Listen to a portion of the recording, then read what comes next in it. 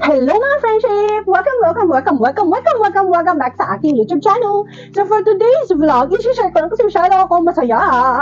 Share ko lang po sa inyo kasi dumating na si Google AdSense ko! Yes! Dumating na rin siya. So sa mga magtatanong ka na po ang Google AdSense, ito po yung para magbibigay sa inyo ng sweldo sa YouTube. Ayan. So ayan na siya, dito na siya. Actually, parang nagpadala sila sa akin ng email na isisend na nila ito, and then I just waited, and then BAM! Ganon! Dumating na siya agad. Mabilis lang siya actually. Sa akin mabilis lang siya. I don't know sa iba kung gano'n siya katagal bago dumating, pero sa akin mabilis lang siya. Let's go! Gawin na natin siya agad para hindi na tayo maano sa pagsahod. Nawala bigla. Nakalimutan yung script, mga moms. Ganun lang yun. Okay, let's go. Let's do it now!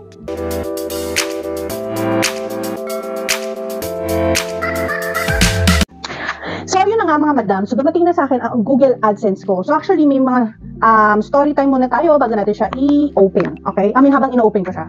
So, ito is galing siya ng Malaysia. Ayan, galing siya ng Malaysia. Yung nakalagay, Malaysia yung address niya. So, sabi nila sa iba kasi, may mga iba na nakakakuha ng PIN agad-agad, which is nangyari siya sa akin. September 18 or 19, nung naka-receive ako ng email regarding sa, sinasabi nila na magpapadala na daw sila ng PIN. So, with that, nag-intay lang ako siguro ng mga 2 weeks. I think October 7. Friday siya eh. October 6 or October 7 siya dumating. And then, syempre, busy ako. Hindi ko kaagad siya nagawang videohan at ayusin. Kaya lang sabi ko, kailangan ko na siyang gawin kasi di ba mamaya, yung PIN invalid. So, sabi nila, merong iba, ayun, open ko na nga, kasi sabi dito, remove side edge first. Ayan, remove side edge first. So, yun gagawin natin. So, sabi nila sa iba kasi, kaya tumatagal yung pagpapadala ng PIN is because wrong address. So, kailangan, bago kayo makapagpaano ng PIN, is sure kayo na tamang-tama yung address nyo. Ayan, so, binubuksan ko na siya. Parang hindi mabuksan nito, pahirap. May pahirap. Ayan. So, this PIN is para ma-verify ni Google na ikaw talaga, siguro talaga yan, at doon ka talaga para makapag-sahod. So, ayan, nabuksan ko na. Chijing! O, ayan. So, meron naman pala siyang instruction kung paano mo siya gagawin. Okay? Tapos, ayan. Tapos, ito yan, nakalagay yan, your PIN. Your PIN. So, ito yung PIN ko. Siyempre, kung papasa sa inyo. Tapos, meron siyang instruction dyan. Ayan. So, let's go. Let's do it. See, sabi dito, please note that we will stop serving ads through your account if you do not use this PIN to verify your address within 4 months. So, tama talaga na kailangan ko na siyang gawin kasi kung hindi talaga mawawala yung ads ko. Ngayon, mag-sign in na tayo. Okay, ito na yung computer ko. Ayan, naka-sign in na ako mga madam. Wait lang ha, para makita nyo. Wait lang. Wait. 3 hours later. So, ayan. So, as you can see, meron akong $12.76 sa aking Google AdSense. Okay, so, at wala rin akong last payments kasi kakasimula ko lang. So, kakakuha ko pa lang ng threshold niya na para kailangan bago ka makakuha ng PIN is makaabot ka ng $10 as far as I know. Okay? So, dito sa instruction niya, sabi, sign into your AdSense account and find the PIN verification card on your homepage. So, saan yun dito? Na-verify ko yung address ko eh. So, siguro sa payment, no? Ito, verification check.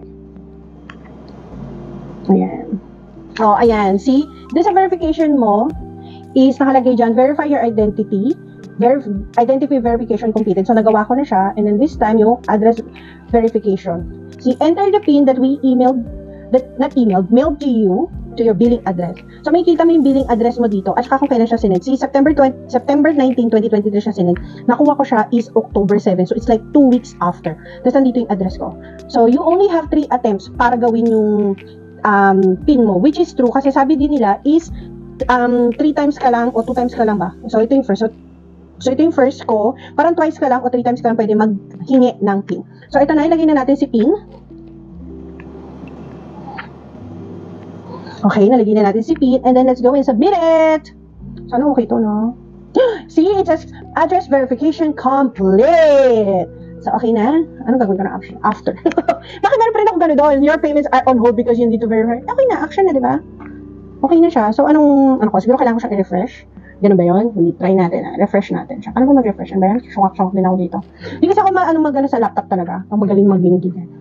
And there you go! So, yung identity verification ko complete and address verification ko is complete na. So, tingnan natin itong, payment info. Dito ba may kita kung magkano na yung mo?